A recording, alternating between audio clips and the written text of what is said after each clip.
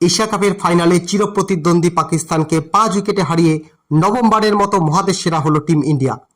টানটান উত্তেজনায় ভরা ম্যাচে ভারতের জয়ের হিরো 19 বছর বয়সী তরুণ তুর্কি তিলক বর্মা, যিনি চাপের মুখে অপরাজিত এক অসাধারণ ইনিংস খেলে দলকে জয় এনে দিয়েছেন।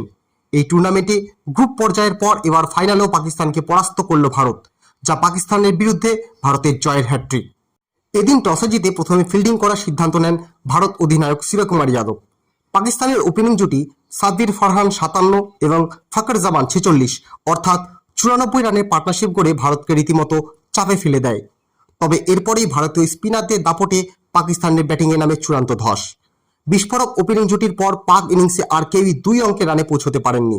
মূলত স্পিনার কুলদীপ যাদবের 4 উইকেটের দাপটে পাকিস্তান মাত্র 146 রান করতে সমর্থ হয়। বরুণ চক্রবর্তী এবং জসপ্রীত বুমরাও উইকেট শিকার করে পাকিস্তানকে আটকে রাখতে বড় ভূমিকা নেয়।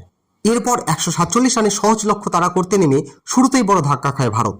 মাত্র 20 রানের মধ্যে অভিষেক শর্মা, সূর্যকুমার যাদব এবং শুভমন গিলের মতো 3 টপ অর্ডার ব্যাটার সাজঘরে ফেরেন।